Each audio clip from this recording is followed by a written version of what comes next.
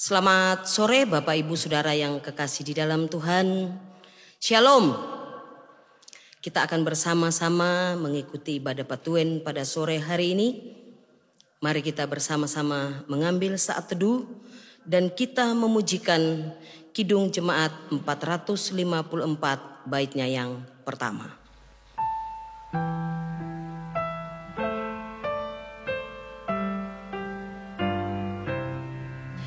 Indahnya saat yang teduh menghadap tatap Bapa-Ku, ku naikkan doa padanya sehingga hatiku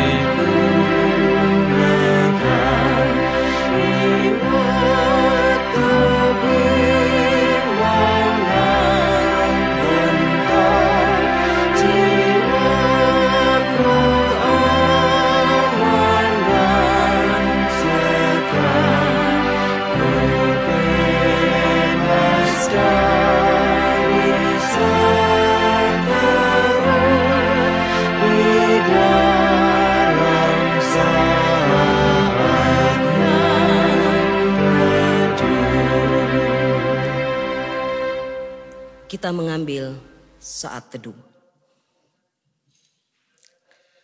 Terima kasih ya Tuhan untuk persekutuan yang sudah boleh tercipta pada sore hari ini.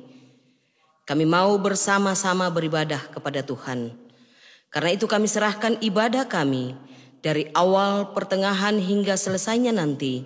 Biarlah hanya boleh jadi dalam nama Bapa, Putra dengan persekutuan Roh Allah yang kudus. Kasih karunia dan damai sejahtera turunlah atas kita sekalian. Amin. Bapak Ibu Saudaraku yang kekasih dalam Tuhan, kita akan masuk dalam pelayanan firman. Namun sebelumnya mari kita berdoa. Segala puji dan syukur Tuhan, terima kasih. Kami bersatu hati datang mengucap syukur kepada Tuhan untuk kasih setia Tuhan yang selalu menjaga, melindungi dan memberkati kami di sepanjang kehidupan kami. Terlebih pada sore hari ini, Tuhan sudah menganugerahkan waktu yang luar biasa untuk kami boleh berkumpul bersama dengan keluarga kami untuk beribadah kepada Tuhan. Sebagai tanda ungkapan syukur kami bersama-sama akan membaca dan merenungkan akan firman kebenaran-Mu. Kuasai hati dan pikiran kami ya Tuhan, dengan hikmat dan pengertian-Mu, agar firman Tuhan yang diperdengarkan pada saat ini, itu tidak akan lalu begitu saja, melainkan akan mengambil bagian di dalam hati dan kehidupan kami, dan dengan pertolongan kuat kuasa Roh Kudus-Mu, dapat kami lakukan dalam kehidupan yang Tuhan percayakan kepada setiap kami. Berfirmanlah ya Tuhan, kami siap mendengar. Di dalam nama Yesus, kami sambut firman Tuhan dalam ungkapan syukur. Amin. Sebelum kita membaca dan merenungkan firman Tuhan, kita kembali memuji nama Tuhan dari Kidung Jemaat 40 baitnya yang pertama dan keempat. Ku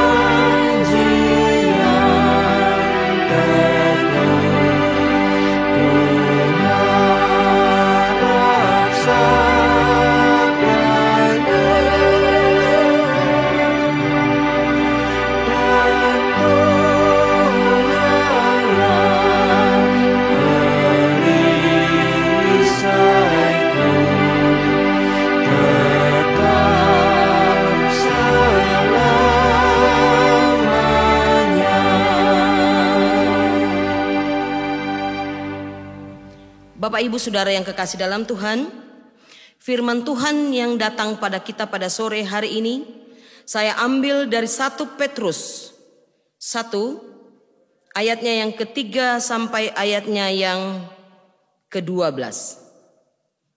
Firman Tuhan berbunyi demikian. Pengharapan, iman dan kasih. Terpujilah Allah dan Bapa Tuhan kita Yesus Kristus, yang karena rahmat-Nya yang besar telah melahirkan kita kembali oleh kebangkitan Yesus Kristus dari antara orang mati kepada suatu hidup yang penuh pengharapan.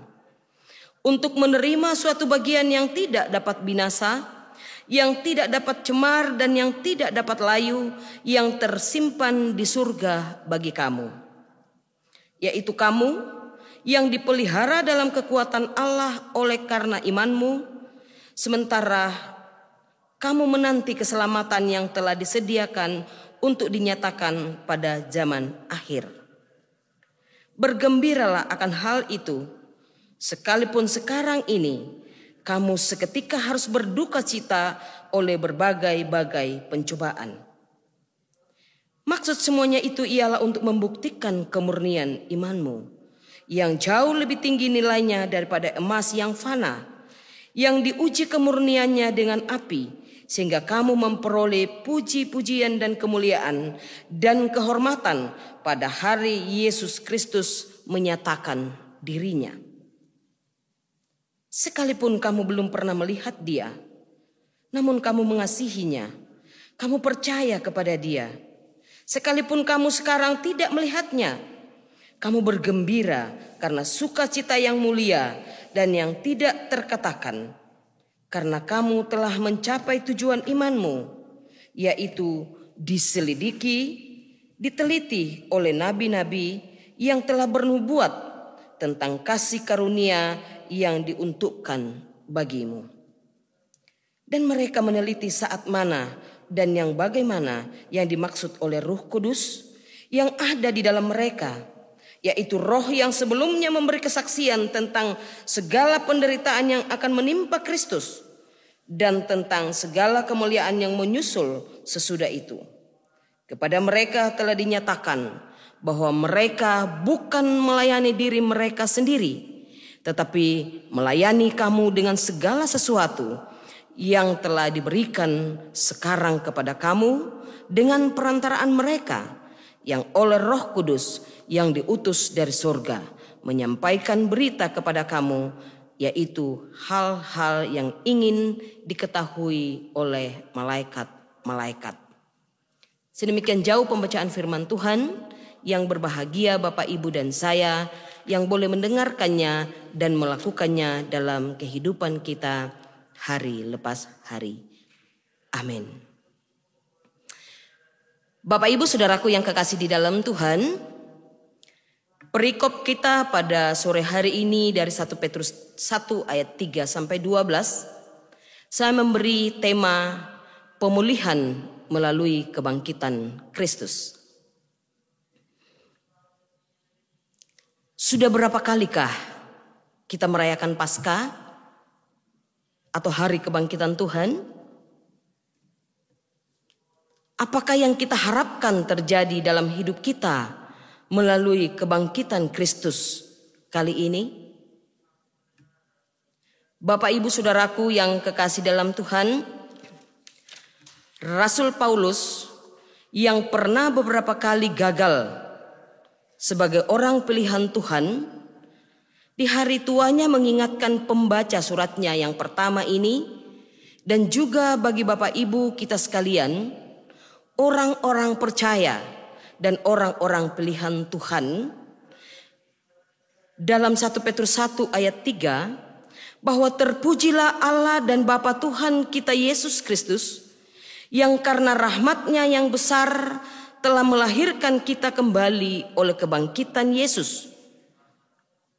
Kebangkitan Yesus Kristus dari antara orang mati kepada suatu hidup yang penuh pengharapan, untuk menerima suatu bagian yang tidak dapat binasa, yang tidak dapat cemar dan yang tidak dapat layu, yang tersimpan di surga bagi kamu. Melalui tulisan ini, Bapak Ibu Saudaraku, Petrus ingin setiap orang percaya mengalami kelahiran kembali melalui kebangkitan Kristus, agar terjadi pemulihan dalam hidupnya. Khususnya pemulihan dalam hubungan kita dengan Tuhan. Pemulihan hubungan kita dengan semua orang percaya dan sesama kita. Bahkan pemulihan dalam pelayanan kita serta dunia sekitar kita. Kita kenal siapa Petrus, Bapak Ibu, sebelum dan sesudah kebangkitan Kristus. Petrus yang dipanggil dan dipilih Tuhan untuk menjadi penjala manusia, tanpa ragu telah meninggalkan perahu dan jalannya mengikuti Yesus.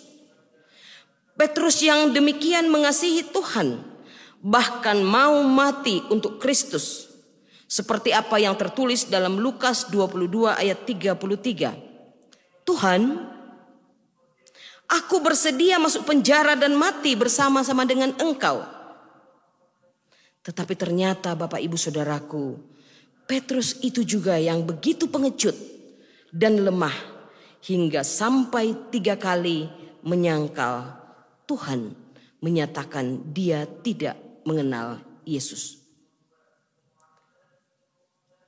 Bukankah dalam hidup kita ini, Bapak Ibu Saudara, kita juga sering melakukan penyangkalan yang serupa sekalipun itu tidak sama?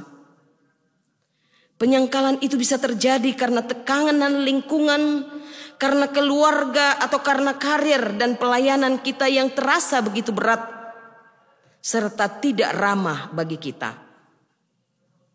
Dengan sadar atau tidak, kita gagal menyatakan iman kita kepada Kristus sebagai suatu kesaksian hidup di tengah-tengah masyarakat di mana kita berada.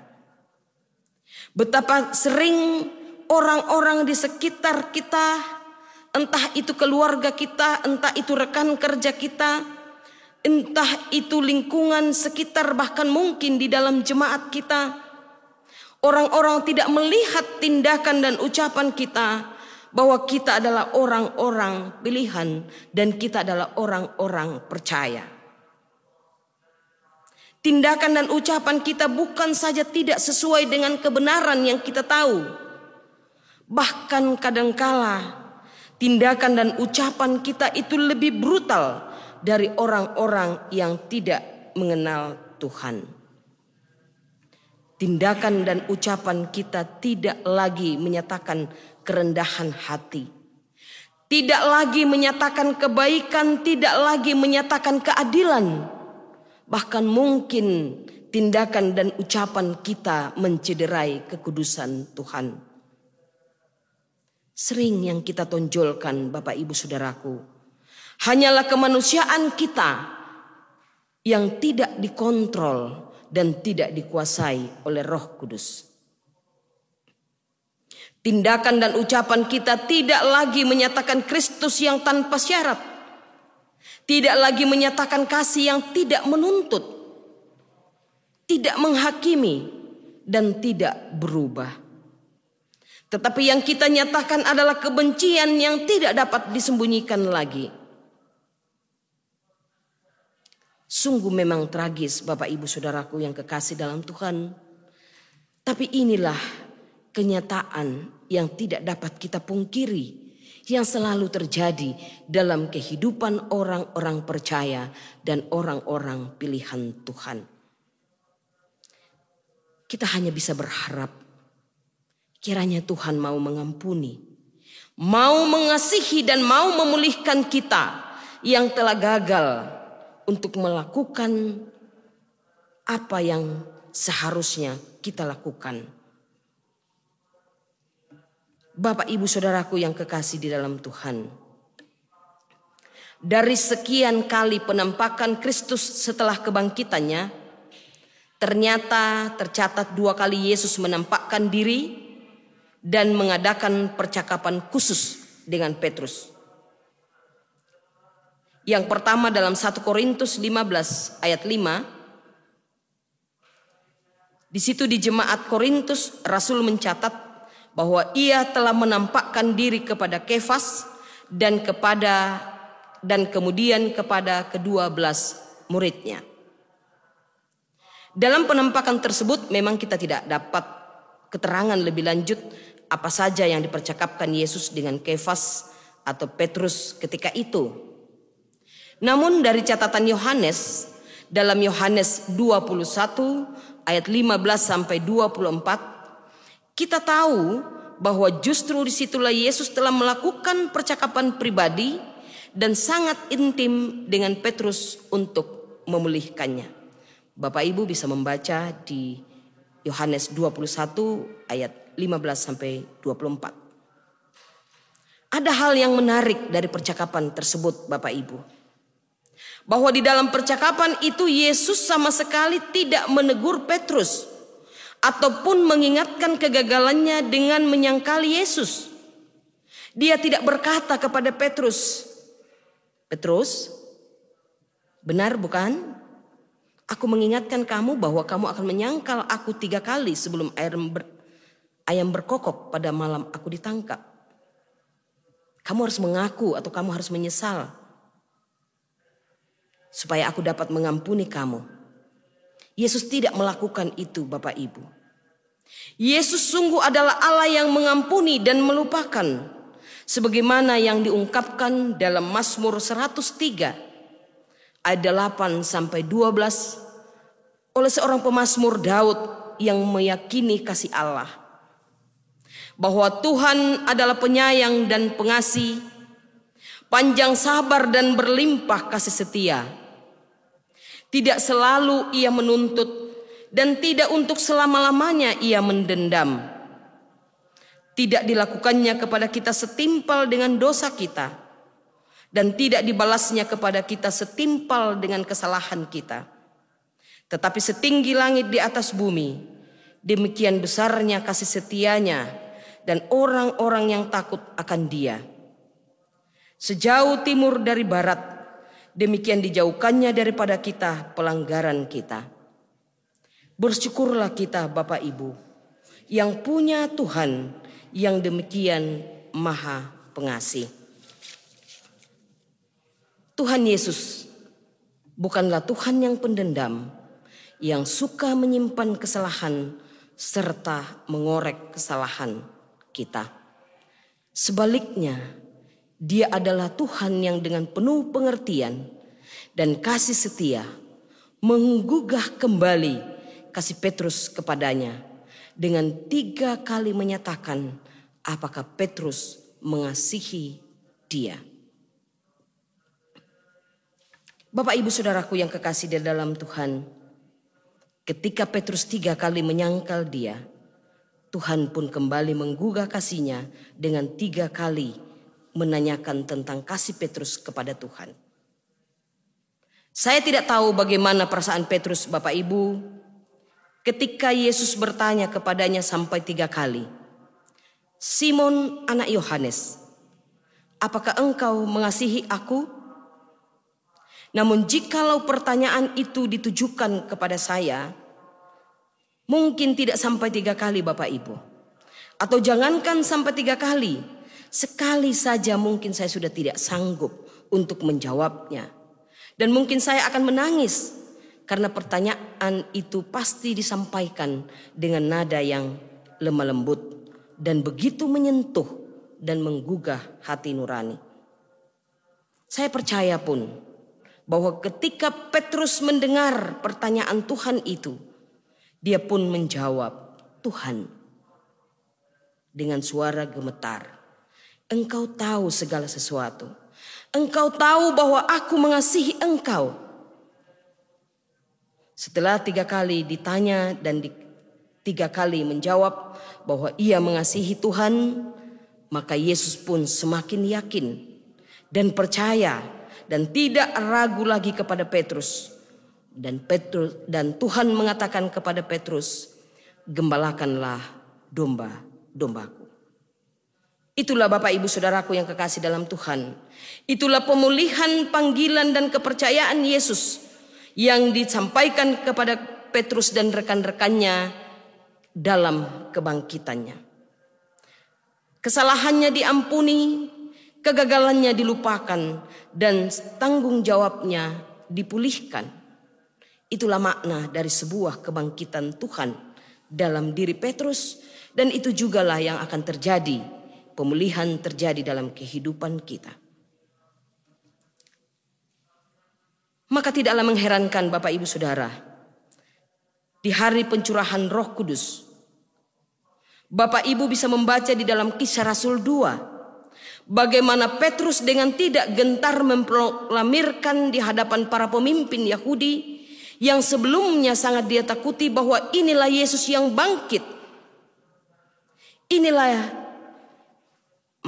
Yesus inilah yang dibangkitkan Allah, dan tentang hal ini kami semua adalah saksi.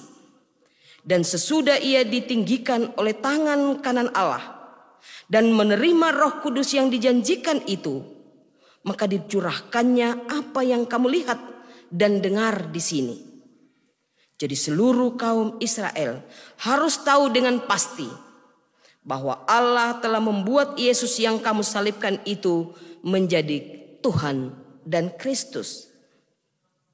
Bahkan Bapak Ibu, di dalam Kisah Rasul 4 pun, ketika para pemimpin agama melarang Petrus untuk berbicara tentang Yesus, dengan tegas dan tanpa ragu Petrus pun berkata, dan keselamatan tidak ada di dalam siapapun juga selain di dalam Dia. Sebab di bawah kolong langit ini tidak ada nama lain yang diberikan kepada manusia olehnya kita dapat diselamatkan.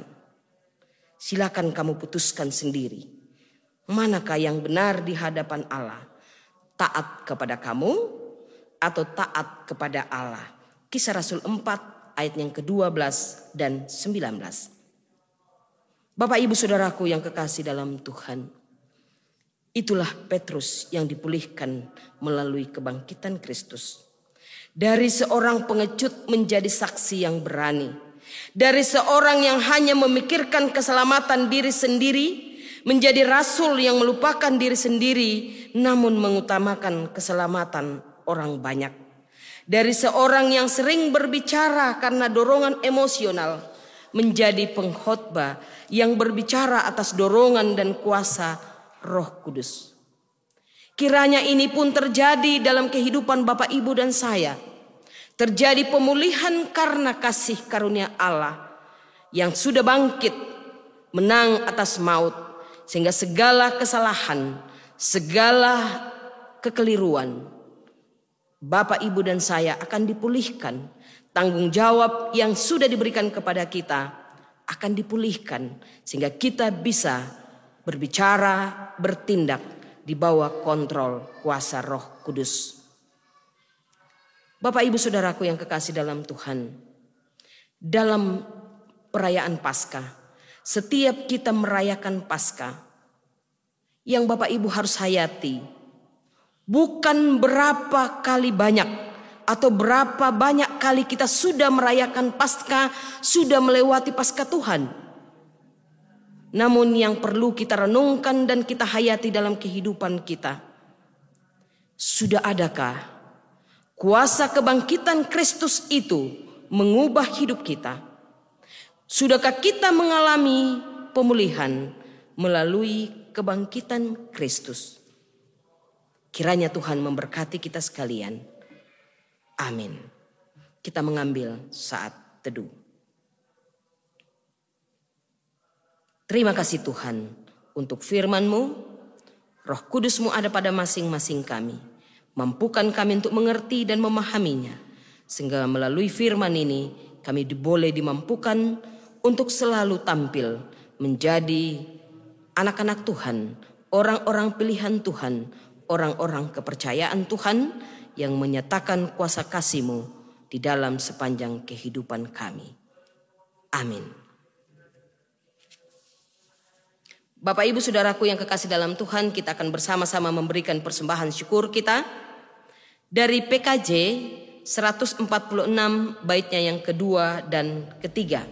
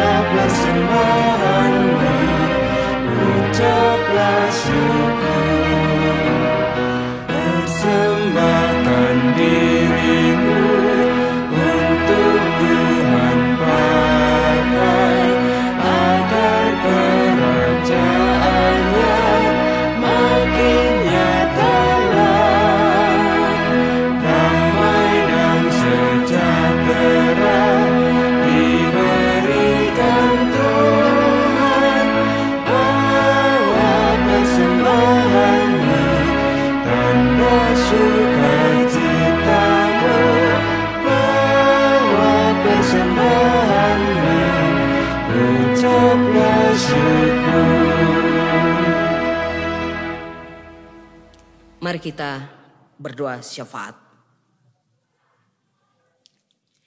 Terima kasih ya Tuhan untuk waktu dan kesempatan yang Tuhan anugerahkan kepada kami. Kami boleh beribadah kepada Tuhan. Kami boleh memuji dan memuliakan nama-Mu. Kami boleh mendengarkan firman-Mu. Kami boleh menaikkan doa-doa syukur kami, doa-doa permohonan kami. Bahkan kami boleh memberikan persembahan syukur kami. Terima kasih ya Tuhan. Jika di dalam kami beribadah pada saat ini ada hal yang tidak berkenan kepada Tuhan, Tuhan ampuni dan kasihani kami agar kami layak untuk menjadi anak-anak Tuhan. Persembahan yang sudah kami berikan, kiranya Tuhan berkati agar dapat dipakai untuk pelayanan firman-Mu dan pelayanan kasih di tengah-tengah jemaat-Mu GKJW Jemaat Malang. Tangan-tangan yang Tuhan percaya untuk mengelolanya, Tuhan urapi mereka dengan hikmat dan pengertian-Mu agar mereka dapat mengelola berkat Tuhan.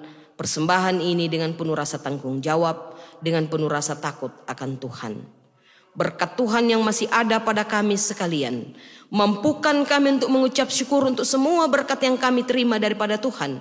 Dengan kami mengelola berkat Tuhan dengan penuh kasih karunia, dengan penuh rasa tanggung jawab, dengan penuh rasa takut akan Tuhan, sehingga seluruh hidup dan kehidupan kami boleh menjadi persembahan yang hidup dan yang berkenan kepada Tuhan. Pada syafaat kami sore hari ini Tuhan, kami mau berdoa untuk setiap jemaat Tuhan di dalam segala keberadaan mereka. Kami mau berdoa ya Bapa yang saat ini sedang sakit. Mari Tuhan Engkau jamah tubuh yang sakit. Kau berkati setiap perawatan yang mereka lakukan untuk mendapatkan pemulihan. Makanan, minuman, obat-obatan, tempat tidur, bahkan tangan-tangan yang merawat mereka. Tuhan berkati semua itu, Tuhan kuduskan semua itu. Sehingga melalui semuanya itu Tuhan, pemulihan terjadi. Dan kami boleh dipulihkan kembali, boleh kembali ke dalam kehidupan sebagaimana mestinya. Bagi yang sedang berduka cita, Tuhan kuatkan, Tuhan hiburkan mereka. Yang sedang susah hati, Tuhan mampukan mereka untuk melihat kemuliaan Tuhan di dalam setiap perkara kehidupan mereka. Sehingga setiap kami ya Tuhan, anak-anak-Mu selalu yakin dan percaya bahwa di dalam kehidupan bersama dengan Tuhan tidak ada yang mustahil. Di dalam kehidupan kami Tuhan selalu menjaga dan melindungi kami.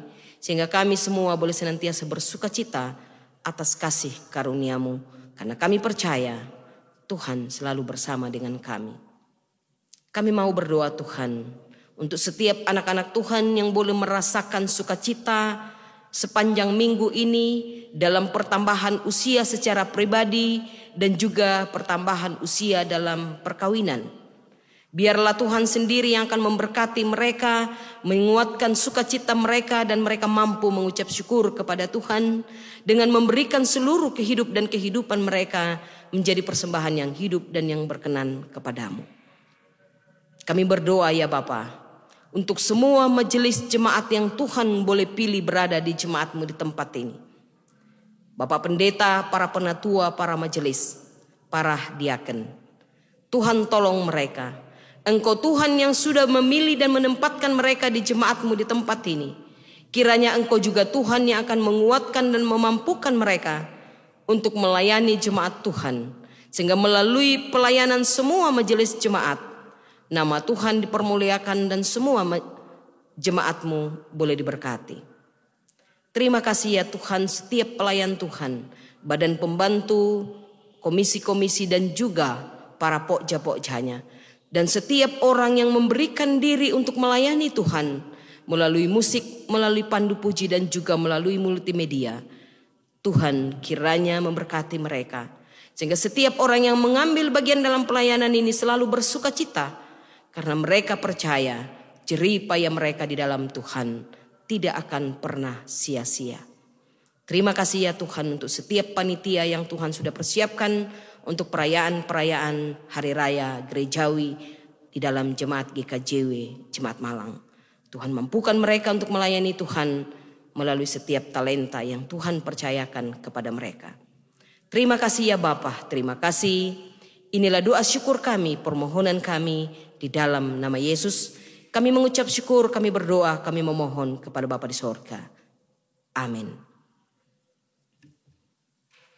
Bapak Ibu Saudaraku yang kekasih dalam Tuhan, sebelum kita bersama-sama menerima dan memohon berkat Tuhan, kita kembali memuji nama Tuhan dari PKJ 183, baitnya yang pertama dan kedua.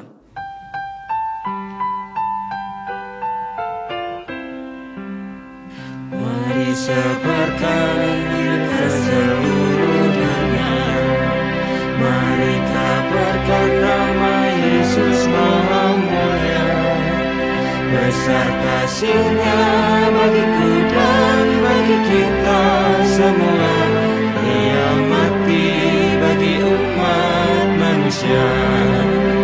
Mari sebarkan, hai mari wartakan keselamatan oleh Tuhan tiada terberi, dan teruskan serta beritakan rahmat ilahi dalam Yesus diberi.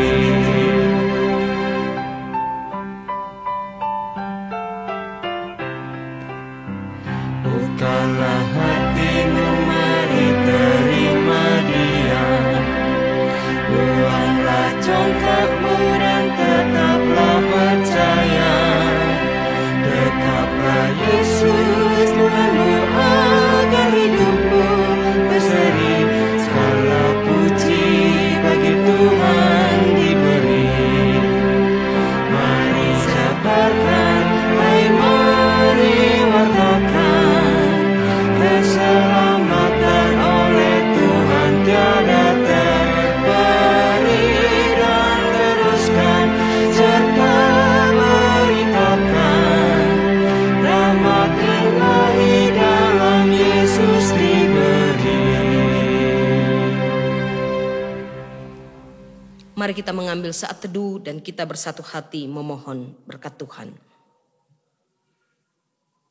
Kiranya kasih karunia dan damai sejahtera dari Allah Bapa di dalam Yesus Kristus yang bangkit, dengan persekutuan Roh Allah yang kudus, pemulihan akan terjadi, kasih karunia dan damai sejahtera akan datang dan hadir di dalam kehidupan kita sekalian, saat ini, kekal selama-lamanya.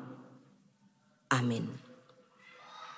Demikianlah ibadah kita pada sore hari ini. Tuhan memberkati.